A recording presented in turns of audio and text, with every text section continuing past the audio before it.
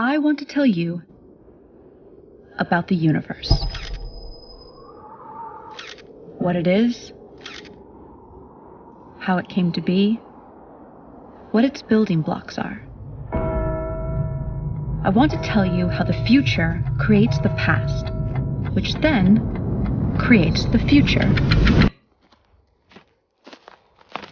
But first, I want to tell you about crystals. You might be surprised to know that a crystal isn't an expensive piece of glass or a chandelier in some fancy dining room. The word crystal simply means a pattern that is periodic.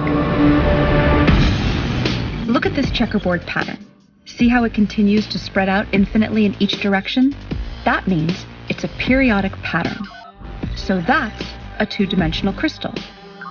This is another two-dimensional crystal. And this is another. You can also have three-dimensional crystals. By the way, this 3D glass is called crystal because its atoms are actually arranged in a crystalline pattern.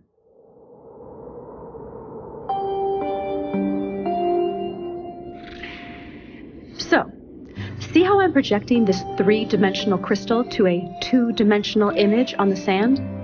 See how the 2D projection looks distorted because of the angle of the projection? That 2D image also has a pattern, but it isn't periodic. So, it's not a crystal. But there's a deep connection between the 2D object on the sand and the 3D mother crystal. This distorted 2D pattern is called a quasi-crystal. A quasi-crystal in a certain dimension, in this case 2D, is a projection of a crystal in a higher dimension, in this case 3D.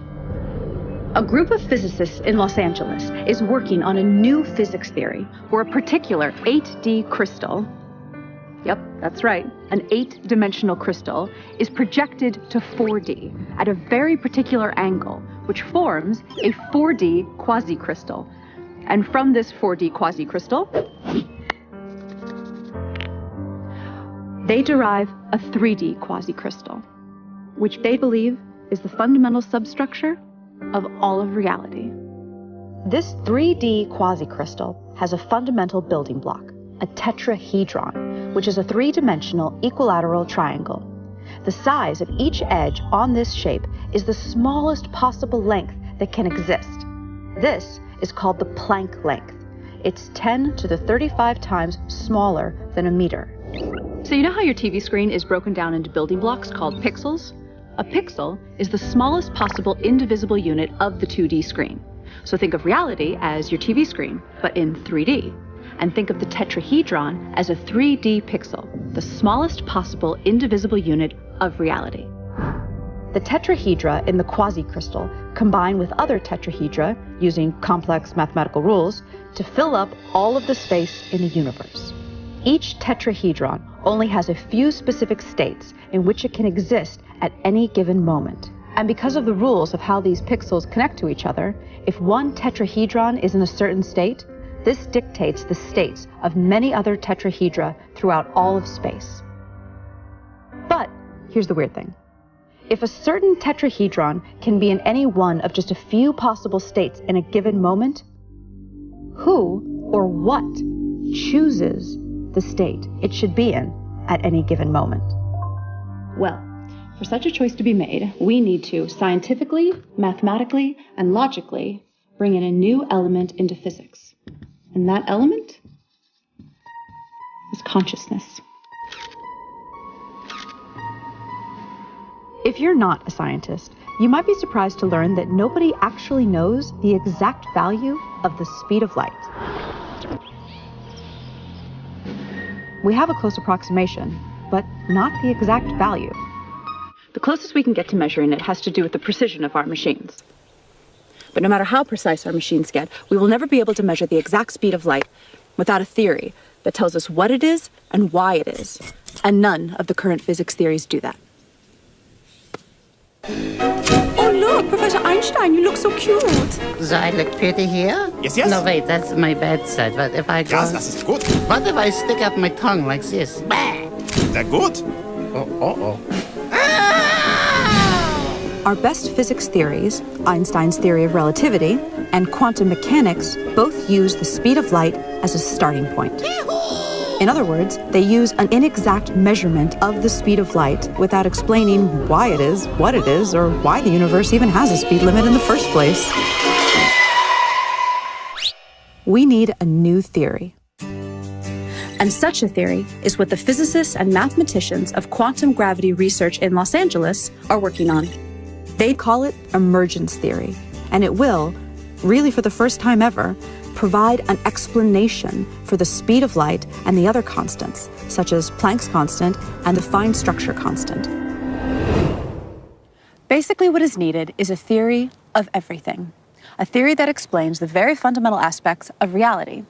String theory, which once held a lot of promise for possibly being a successful theory of everything, has not made any successful predictions. And regardless of predictions, the theory itself isn't actually a theory of everything.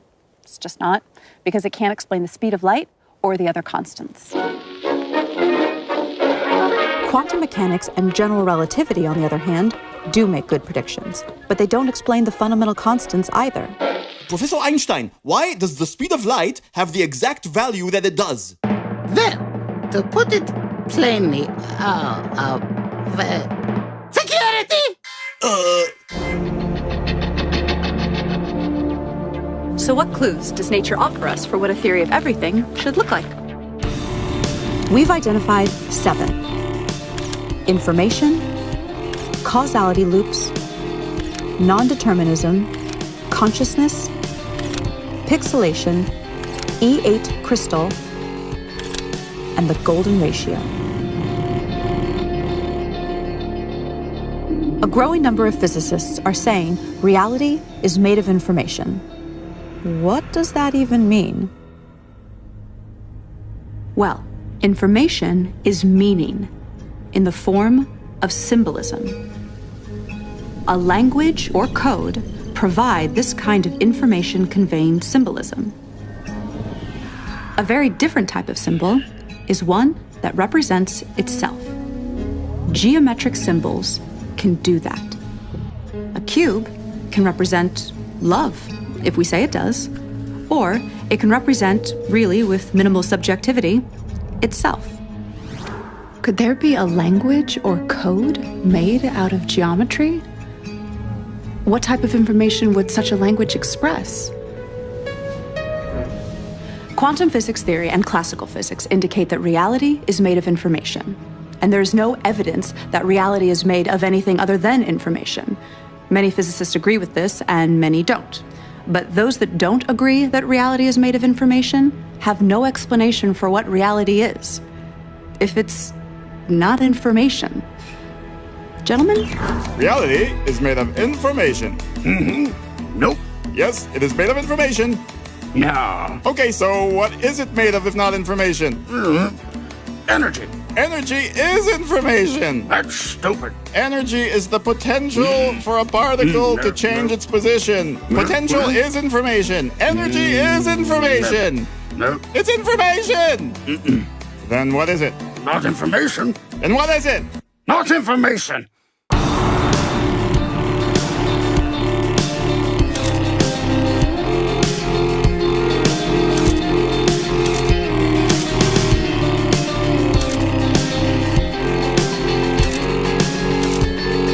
Reality is geometric. A geometric language in the form of geometric symbolism, the type of symbols that represent themselves, might explain how a geometric reality can be made of pure information. Information implies meaning, but what is meaning? Meaning is a comparison. That's what we do, but we do it so fast we don't realize we're doing it. We look at something and we match it to something from our database. We say, that is a crosswalk, that is a building, not a crosswalk, that is a window, not a building. So meaning is the perception of something relative to something else. So therefore meaning is subjective and requires choice. Can we get some dramatic music here? Because meaning is subjective, for it to even exist, it needs to be perceived or measured by some form of consciousness. Einstein showed how the past and the future exist simultaneously in one geometric object. So all time exists all the time. Let me say that again. All time exists all the time. I know that sounds kind of weird and unintuitive, but we have to kind of suspend our common sense.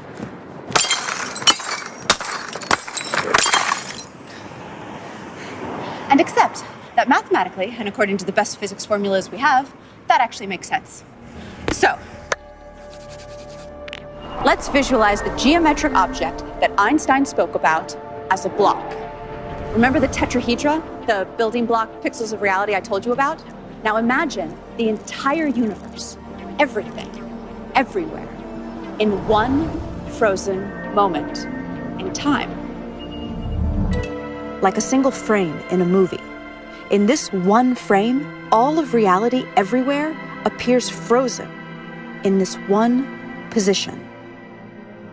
Let me give you an analogy.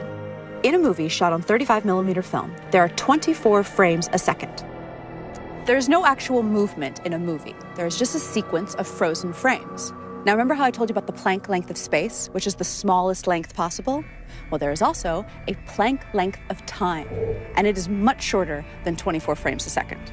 In fact, it's 10 to the 44 times shorter than a second. Okay, so back to our frozen frame of reality. The entire universe in one frozen moment, one frame. But instead of a frame in a movie, it's a frame in all of reality. Now, imagine the next frame. Each frame is different from the previous one, just like in a movie.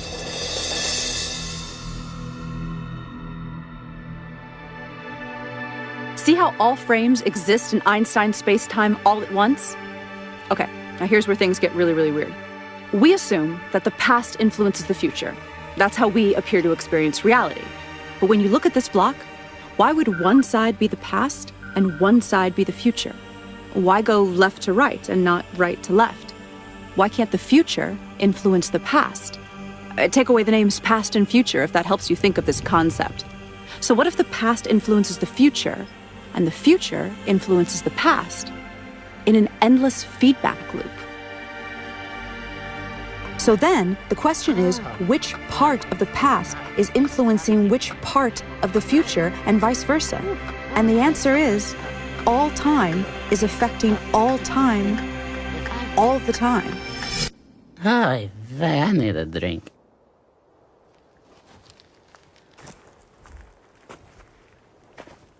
Is this even possible? Can me 20 years from now influence me now, just as I influence her?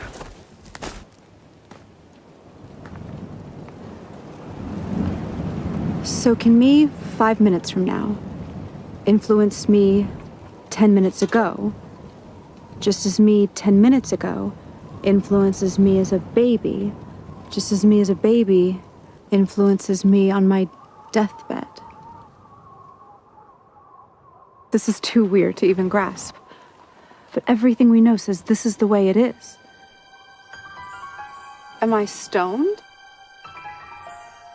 Okay, so if every moment is co-creating every other moment, both forward and backward in time, then reality would be this massive neural network spanning space and time. This type of network would have one even way stranger quality than anything we've talked about so far. It would be its own creator. But the fact that all time exists all the time does not mean that the future is written in stone, and we're some kind of programmed animation or something. That's what they used to believe, though. Years ago, it was popular to believe in the somewhat bummer idea of reality being a deterministic program playing itself out.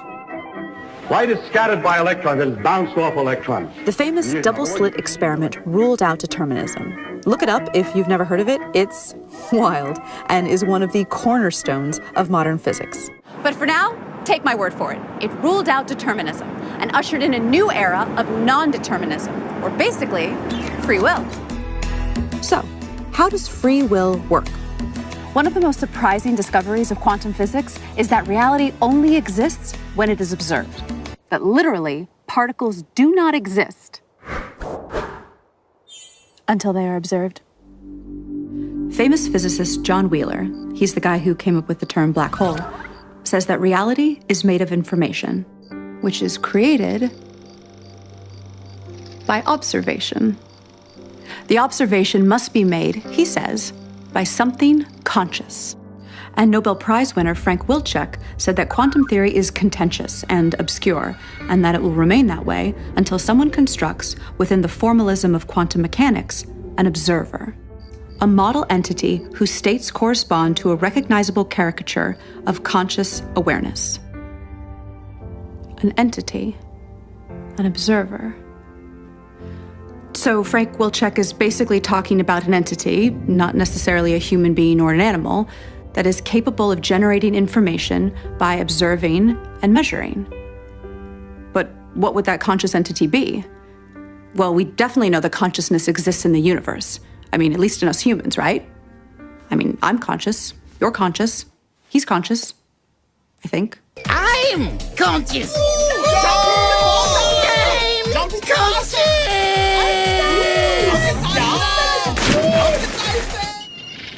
Consciousness relates deeply to physics in ways not yet fully understood. In fact, consciousness is kind of like one of the least understood things in all of science. Nobody knows exactly what it is. Weird, right? So if reality is pure information, if everything, energy, matter, thought, if it's all information, then it becomes clear that reality deeply ties into consciousness in some way, as if the fundamental stuff of reality is somehow consciousness. Did consciousness and information somehow emerge in a causality feedback loop? German physicist Werner Heisenberg developed the first equations of quantum mechanics using a type of math called matrix theory. He deduced that space and time were pixelated into indivisible three-dimensional Planck-length units, just like the two-dimensional pixels on your computer screen. It's good to be made of pixels. The mathematics indicated this. Mathematics. I love mathematics. Your pizza, Professor. And pizza. Oh, I love pizza. Especially pixelated pizza. And interestingly, there was no solid experimental evidence for smooth, in other words, not pixelated, space-time. Pizza. Not pixelated. Not pixelated.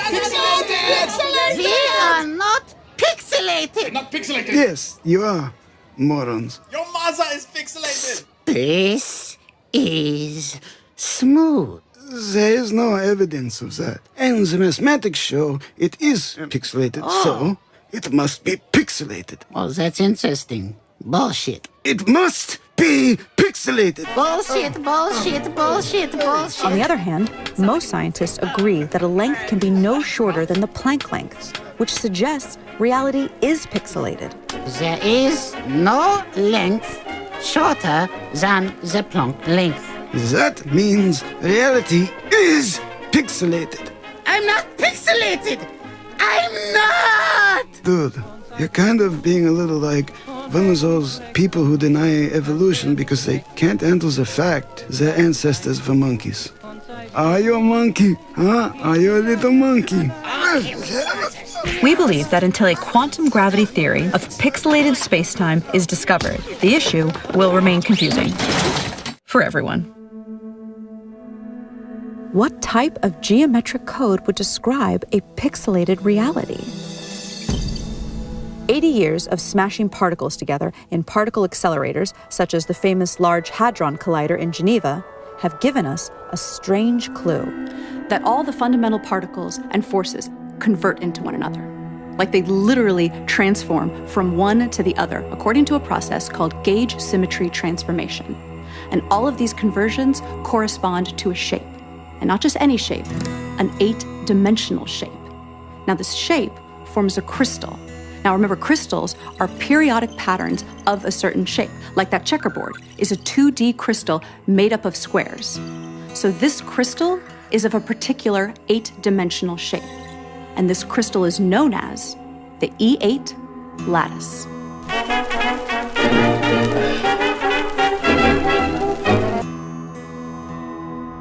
To generate that 3D quasicrystal, the substructure at the pixelated fabric of reality, we project this 8D crystal to 4D. And then we convert that to 3D. Now, just like the basic cell shape of the 3D cubic lattice is the cube, the cell shape of the E8 lattice is an 8D shape with 240 vertices. We call it the Gaussian polytope. When the Gaussian polytope is projected to 4D, it becomes two identical shapes of different sizes. The ratio of their sizes is a unique number, 0.618, also known as the golden ratio.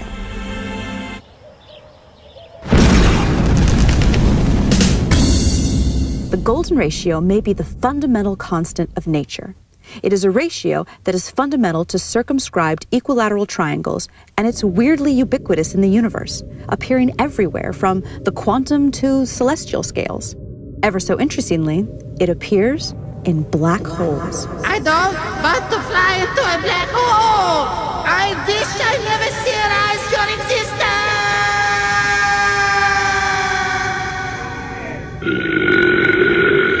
Okay, let's get serious for a second. Here are 3 quick facts for you science heads. The golden ratio is the precise point where a black hole's modified specific heat changes from positive to negative. And it is part of the equation for the lower bound on black hole entropy. The golden ratio even relates the loop quantum gravity parameter to black hole entropy. Why does this support the claim that the golden ratio is the fundamental constant of nature? Because a theory of everything must unite general relativity with quantum mechanics, and a black hole is where these two theories converge at their limits. Okay, so bear with me through some really weird math right now, and I'll reward you with some amazing footage of John Malkovich getting a pie in the face. There's a type of mathematics called matrix mathematics. No, not that type of matrix.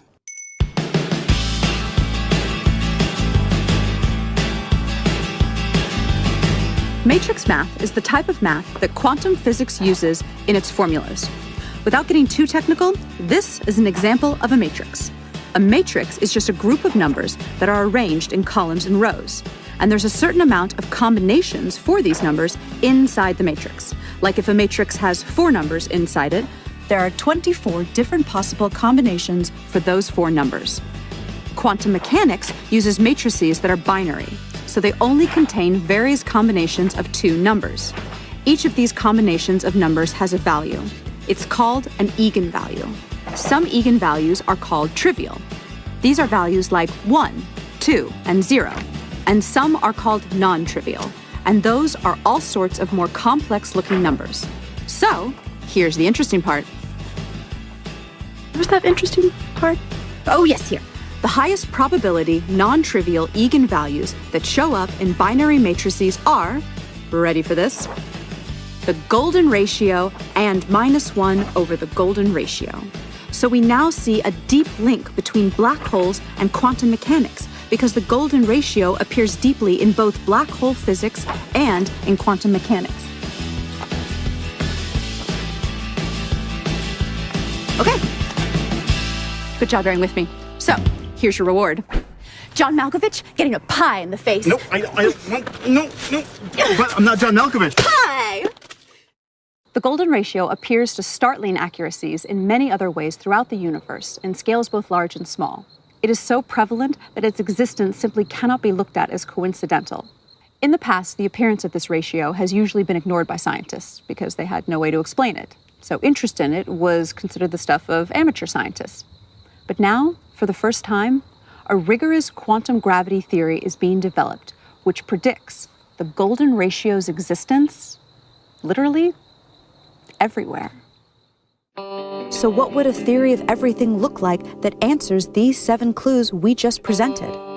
Information, causality loops, non-determinism, consciousness, pixelation, E8 crystal, and the golden ratio. So we think reality is a mosaic-like code or language at the smallest scale of reality possible, which is called the Planck length. Particle accelerator data tells us that all particles and forces relate to one another according to a higher dimensional crystal called the E8 lattice. But reality appears to be 3D. So we project a slice of this E8 crystal down to 3D, which produces a quasi-crystal code or language. And that allows these geometric symbols to build up to the ordinary world of particles and forces that we see around us. Now, this geometric language has rules, but it also has syntactical freedom like any language. And that requires some notion of a chooser to choose the free steps in the language. Now, the notion of randomness doesn't work so well when it comes to codes because meaning starts to break down. Besides, there's no decent experimental evidence for randomness in nature in the first place. A universal collective consciousness is one answer, but that sounds New Age and religious. Now, nowadays, a good number of physicists discuss the idea that our whole universe is actually a code-based simulation in some fantastically powerful quantum computer in another universe. Now, if true, then by the same logic, that other universe where the computer running the simulation of our universe would also supposedly be a simulation in another universe. So the idea is a little shaky, but it's being discussed seriously by a lot of credible people. But it turns out that a universal collective-like consciousness of some sort may be physically inevitable. Now, we don't need to anthropomorphize this idea or make it religious or spiritual. To follow why, let us start with the idea of the collective behavior of cells in your body, each a single-celled microbe living its life. A long time ago, only this sort of cellular life form existed here on Earth. These little guys were not too smart, but they did choose what direction to swim and could chase nutrients, reproduce, and run from dangerous things. They made choices with their very simple systems of environmental awareness and desire to survive. Then they self-organized into colonies that were smarter as a group and had more environmental awareness than the individuals. Eventually, animals such as humans emerged. Sophisticated forms of awareness and consciousness now float on an ocean of 37 trillion living cells, self-organized as a human being. It is specifically the laws of physics that caused electrons and quarks to self-organize into 81 stable atoms, and from there, into human consciousness. And physics places no upper limit on the amount of energy and matter that can self-organize into conscious systems. Physics allows the possibility of all the energy in the universe to eventually convert into a single conscious system that is itself a network of other conscious systems, a massive, technologically based collective consciousness. Given enough time, anything that can happen will eventually happen. By this axiom, this system of universal consciousness has already emerged somewhere in the frames of space-time ahead of us. Because it is possible, it is inevitable. In fact, according to the evidence of retrocausality time loops, that inevitable future is co-creating us right now. Just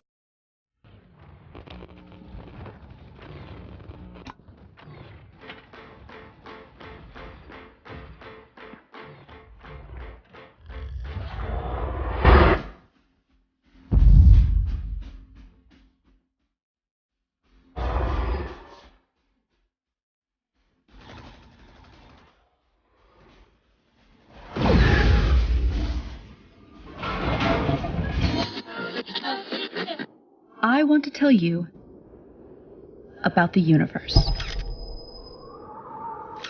What it is, how it came to be, what its building blocks are. I want to tell you how the future creates the past, which then creates the future. But first, I want to tell you about crystals. You might be surprised to know that a crystal isn't an expensive piece of glass or a chandelier in some fancy dining room. The word crystal simply means a pattern that is periodic. Look at this checkerboard pattern. See how it continues to spread out infinitely in each direction? That means it's a periodic pattern. So that's a two-dimensional crystal. This is another two-dimensional crystal. And this is another. You can also have three-dimensional crystals. By the way, this 3D glass is called crystal because its atoms are actually arranged in a crystalline pattern.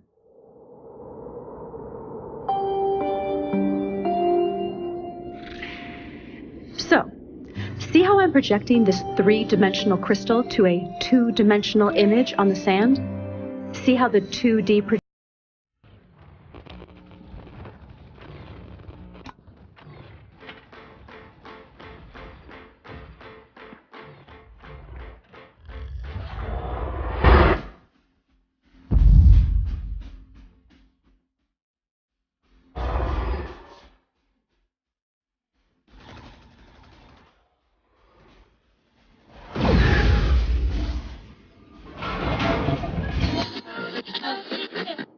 I want to tell you about the universe. What it is, how it came to be, what its building blocks are.